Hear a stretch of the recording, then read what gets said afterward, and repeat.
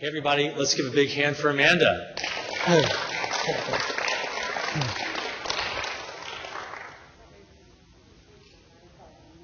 That's fine. We'll just, yeah, you volunteered, so. And thank you so much for volunteering. And how is it just now that you're actually here in front of people? Because you can change your mind. We have another volunteer. Okay. You're okay? I'm okay. Okay, so I'm gonna be like a newspaper report, a news TV reporter, and go like this so people can hear. So yeah, and this is peer support basically. So why don't you come a little bit more into the center? And yeah, so say a little bit about, you say you're not taking medications now. Say a little bit about what interests you in talking about. I work with people, but with my own experience, I was on medication for over 10 years, and I knew it was making me sicker physically, and I just couldn't get motivated. I just wanted to sleep all the time. I had a family. I just couldn't function some days. And I started reading stuff and found out that maybe it might have been the medication and not my mental illness that was making me feel that way. What medications were you taking? So you were on medications for 10 years. What medications were you taking? Lots of different ones. Do you want the names of them, or? Sure, yeah. We have till 1, so. It's very common for people to be on multiple medications. And, yeah, I had been given multiple diagnoses as well. So it started off with an antidepressant. And I had, I think, just about lots of different kinds because that antidepressant kept changing. Was that your first sort of entry, was I'm depressed, or they talked about your depression? Is that? Yeah, so I was depressed and needed an antidepressant, so that's where it started. And then when I became psychotic, so then I needed, first of all I had bipolar, so I needed lithium. So I needed lithium and sodium valproate, I think it was. I needed to be balanced. So the antidepressant would only do one thing, so I needed this mood stabilizer. This is the psychiatrist talking. This is what the psychiatrist told me I needed. Uh-huh. And then when I started getting psychotic, then I needed antipsychotics as well. So is anybody smelling a rat here? There's a little bit of an interesting dynamic, because, and I'll just take a moment to explain this, and this is something that is talked about in Robert Whitaker's book and in Peter Bregan's book. But had you ever had any kind of experience that would be called bipolar before you started taking the antidepressant? No, well, I mean, to me, I was happy. You're happy. Happy. You're happy. Okay, that's not what I meant. I guess I would be sad and then I would be happy. That's what it was to me. I mean, I didn't do some of those big things that some people are, I didn't do anything outlandish, but I would just be really happy. I'd have a lot of energy, and so sometimes I couldn't sleep because I would, my mind seemed to go really quickly all the time, and millions of thoughts would come, and I would be very creative, and I could go for days and have all this energy. Had that ever been a problem for you before you got on the antidepressants and started working with the prescribing psychiatrist, that feelings of happiness and energy? Because you originally were called depressed and given an antidepressant. And then when I started to feel good and have lots of energy, I was told it was too much. And so, what do you think? Was it too much? Well, at that time, I think it was probably more the sleep, and that I had all that energy and the sleep, and so I couldn't sleep because I just wanted to keep doing things all the time, and had all this energy. And they said, well, that's probably not normal. That might be, the way that might be bipolar, because I also had a history of being really down. Huh. Yeah. Yeah. So is it okay? I mean, this is an intimate thing. Is it okay to talk about that? I'm okay. Okay. Thanks for checking. Yeah. But yeah, I'm okay. But what I was originally thinking is that there's this pattern that happens, because mania is a side effect of antidepressants. Do people know this? Yeah. I mean, just to say a little bit my own story, I was also called depressed, although I had all kinds of altered states experiences and I had a lot of other things going on. but I was given Prozac. I was actually given a free sample of Prozac that I took home from the doctor's office. And guess what, folks? It worked. It worked really well. It worked really well. It worked really, really, really well. I was so high. I was on the moon. Rocket ship Prozac. Yeah. And lost my job, alienated all my friends. And of course, rocket ship Prozac does run out of fuel eventually. Crashed, and now I was much worse than when I had begun. And that was such an incredibly shameful experience for me that it took me years to make the connection. No doctor or therapist told me, oh, well, mania is a side effect of antidepressants. Maybe that's what's going on. No one was monitoring me. No one gave me that information. It took me years to figure that out. So one of the things that's happening, I don't know about your own experience, but it might be worth exploring, is the fact that maybe sometimes people get diagnosed with depression. They've given an antidepressant. The doctor now sees some of the side effects of the antidepressant, calls them mania. The person now is on a bipolar drug. Guess what some of the side effects of the bipolar drugs are sometimes? Psychosis. So now you see a progressive, and also the antipsychotics are being used more for kind of pretty much everything. So the person gets into basically, which is a wonderful marketing cycle for the pharmaceutical companies. Do you see that? We're going to give you one drug, and then we're going to sell you another drug for the side effects of the first drug, but then call it a disease that was uncovered by the first drug. So this is just, so anyway, I'm just, fast forward, I'm so glad you're here and you're off of all your medications. Is that right? Yeah. How did you do that? How did you make it from that journey to being antidepressants, bipolar medication, antipsychotics, and now being here? Now you're an advocate and speaking. You forgot the ECT bit that came wow. as well.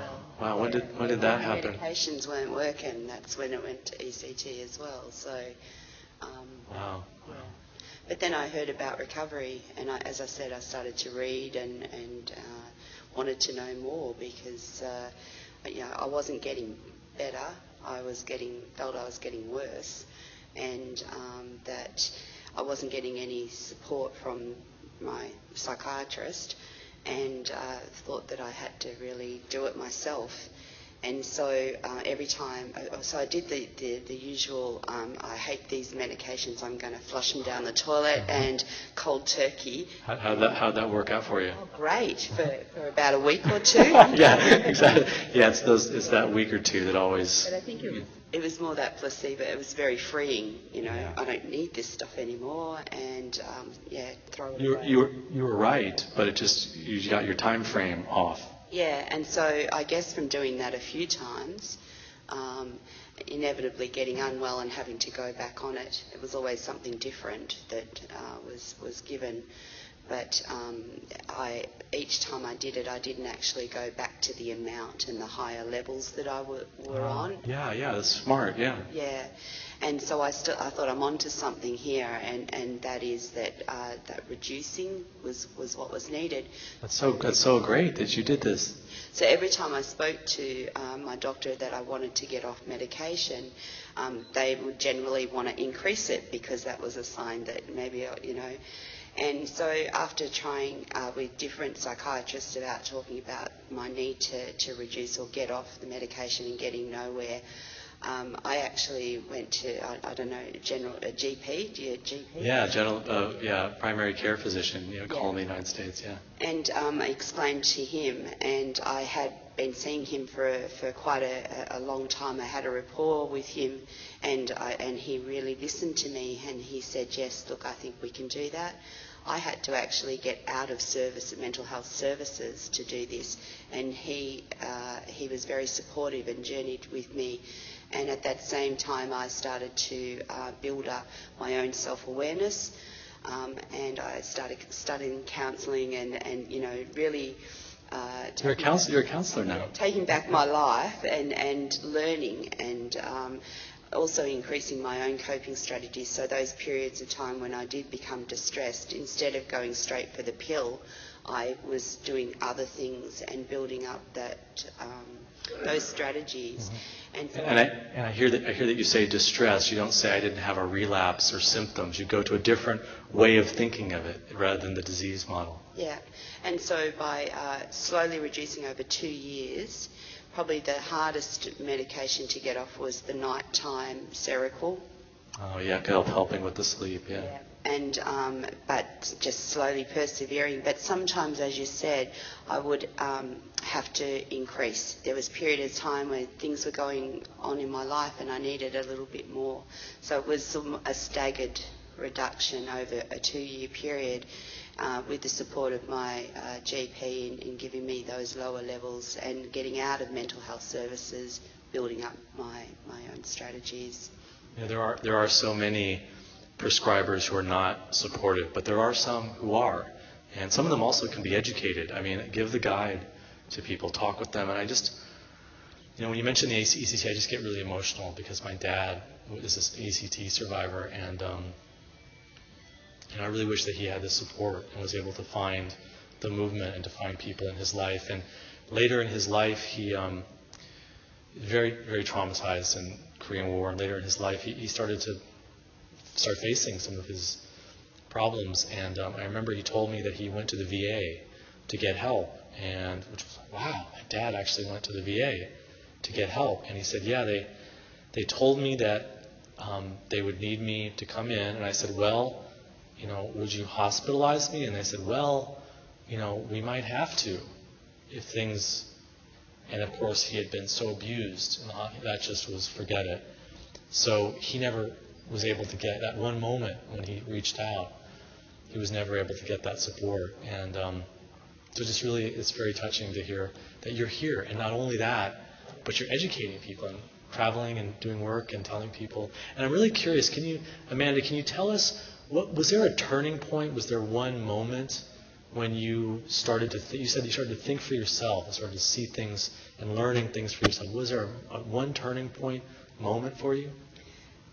Most definitely, and that was, believe it or not, hearing Ron Coleman come to Australia and talk about recovery, because it was foreign to me. I had that idea that you can recover. I thought that I would have to be on all of this medication, struggling to just live daily with the side effects of the medication, to know that there was another way, even though the path wasn't very clear, because it's such an abstract, recovery is so abstract.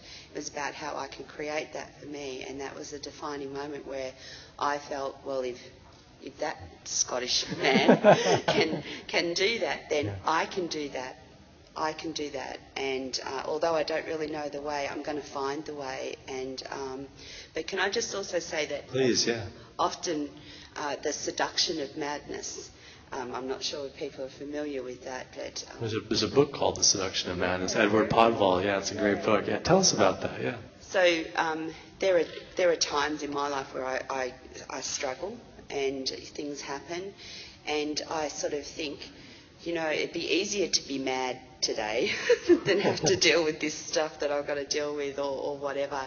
And because I got very clever at playing the game of being mad, to be able to be seduced back into that, because then I didn't have to be responsible for myself or what was going on in my life. Is there an example of that, like how you would do that? I mean, I think I understand what you're saying. Yeah, so life's just getting too much. I have 7 children. There's lots of family stuff going on.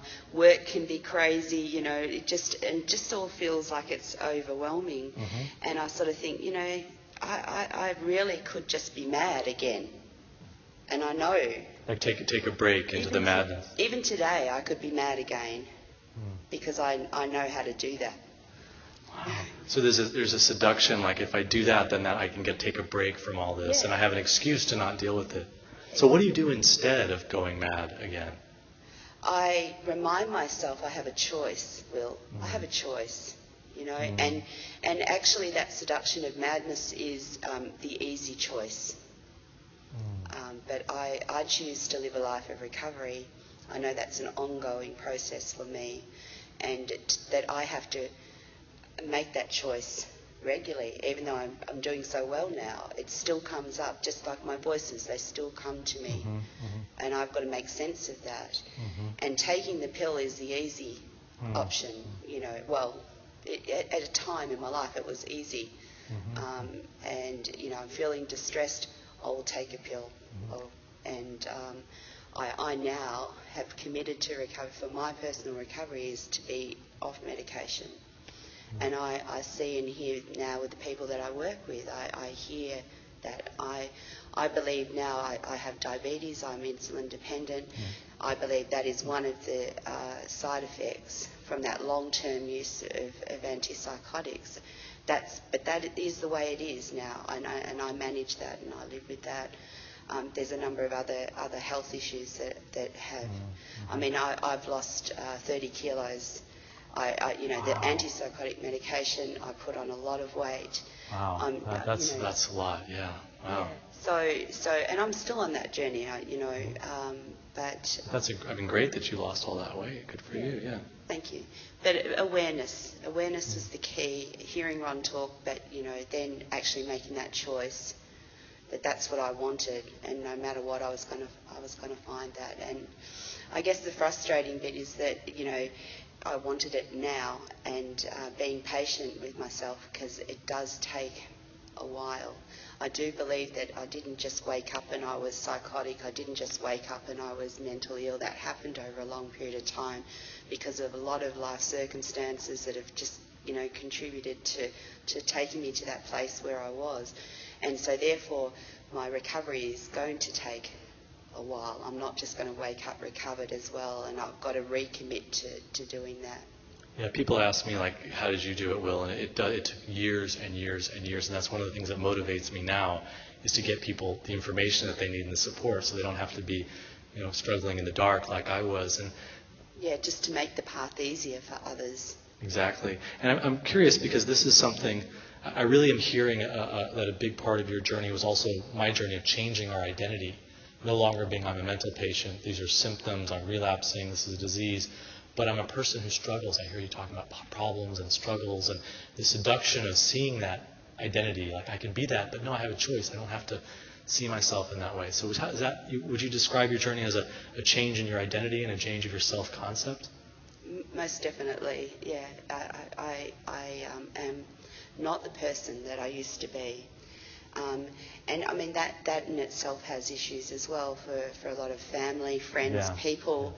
It can be quite an isolating process, They sort of see you in the old identity, and they kind of enforce that identity on you without even realizing it, because maybe they want to protect you, or they're afraid, or maybe it's going to challenge some of the things in their own identity. Yeah. I mean, even having a conversation with my mother about reducing my medication or going off my medication, she said that's what all psychotic people say, that they want to go off their medication, and are you sure that's really the right thing for you, Right. So I haven't received that support from family and people closest to me, because they, but slowly now, I'm in my, 7th year of recovery, slowly now those close to me are seeing those changes that they can't deny. Right. But you know what, Will, it doesn't really matter, because I'm so happy being who I am right now that, that's their stuff. And, I respect that that's where they're at. And I don't need them. I'm happy the way I am, more than happy. Yeah, there's so many crazy-making logical fallacies in psychiatry. One of them, you go off your meds, you have withdrawal effects that cause psychosis. You must need your meds and it's a disease. And the other one is, a symptom of psychosis is not believing that your medications are helping you. You see the logical fallacy of that is crazy making. I think provokes people to be upset at their treatment providers. And one of the things I'm really interested in is because it sounds like we're both people who have experiences now, today, in our lives, that would be considered symptoms. Like, Will hears voices, or Will has suicidal feelings, or Will is seeing connections between the newspaper and the way the lights are and someone's message on their shirt. He must be having a schizophrenic relapse. And I'm wondering, what are some things that you experience now? You mentioned voices. If it's okay to talk, it's amazing. You're wonderful telling the story. But what are some things that you experience now? And does medication even enter your equation? Like, would you be considering having medication as a backup? Or how is it that you deal with some of the things that you're still struggling with, if not using that medical identity? I've been looking at a lot of natural remedies. So I guess for me, being aware of my triggers and the situations that can take me to that potential place where I'm feeling perhaps unwell mentally, quite stressed. I have made this pact with myself. So 2 days without sleep is okay. But if I don't sleep on that third day, then I will have to do something about that. And are medications a possible backup? And medication would be something that I would do for that. That I think is really instructive for all of us here, because you see the flexibility in that this is someone who really, it's so inspiring. It's just amazing that you're telling us. It so illustrates everything we're talking about. And being able to not be so rigid. Some people, they don't ever want to go back to medications, but your flexibility, that's something that could be useful to you, and the risks of being without sleep for more than a few days is greater than the risks of just taking medications to help interrupt that insomnia cycle. And so it's very empowering, the approach that you're taking. I think, in all honesty, I was my own worst enemy, because in my eyes, to be medication free, it was like a backward step to take a pill again. Oh yeah, you see that, yeah. And so I was doing myself an injustice. Because you were too rigid about, I can never take another pill again. Yeah, it's sort of like almost, if I take one, then where will it end? Which is a little bit like, this is one of the reasons that we use the harm reduction idea. Do you hear how that's a little bit like really abstinence-only alcohol? Like if you have one drink of alcohol, that's it. And so that's really where the harm reduction approach comes in. Well, some people, that rigid, no alcohol approach works. Some people, no medications work. Some people, no symptoms. I never want to feel psychotic. I'm too afraid to ever lose sleep. But for a lot of other people, the flexibility of not having that rigidity is really helpful. So about 12 months ago, I was made redundant from my job, and it was just such... Wait, that means you're fired. Yeah. It's like a euphemism, yeah. It's a nice way of saying you're fired. Well, the position was that, they ceased to apply for funding, and so therefore the job was no longer there. Mm-hmm. It was devastating. I thought I had conversations. I thought that I was going to be there for a long... Really stressful moment. I was devastated. So I was very distressed, and I felt, all previous experiences of distress all came. Some unresolved stuff come up. Everything came up, and I feared that, oh my gosh, I'm becoming unwell, and and everybody said you need to go to the doctor and get onto it, and I thought, no, I'm going to. Everyone was saying go back on meds. And my support people, you've got to be careful. My parents, or maybe you should, go straight to the doctor, get the medication. We don't want you to become unwell again. Sure, yeah. And so I didn't find that quite supportive, because I thought, right, well, of course, if this happened to anybody, that they would feel this way, and all the emotions. So being able to sit with my distress, but get what I needed, and I didn't need I felt I didn't need medication, and I had some really good friends that would come and sit with me and help me through that. But then it got to the point where my sleep had gone way out. And as I said, it was very hard for me to make that decision to take medication. But when I did, and I slept after 4 days without sleeping, I thought to myself, it was me wasn't anybody else, it was me, and I have to be nice to me. And taking that medication, I only took it for a couple of nights. I got back into that sleep routine, and I was fine. And so I learnt from that experience that I shouldn't be so hard on myself, and that shit happens. And when it happens, we can prepare for it, but it is still our own journey that we should have control over, and but be open to those things that are out there that can help us. Yeah, because I think that of the stressors in life, losing your job is one of the most stressful things that can happen to people, anyone. And also it makes me think, I don't know if this is applicable to you, but sometimes people in the reduction and coming off process, they'll reduce or they'll come off and they'll be doing great for a while, and they don't realize that they haven't really faced all of life's stresses yet.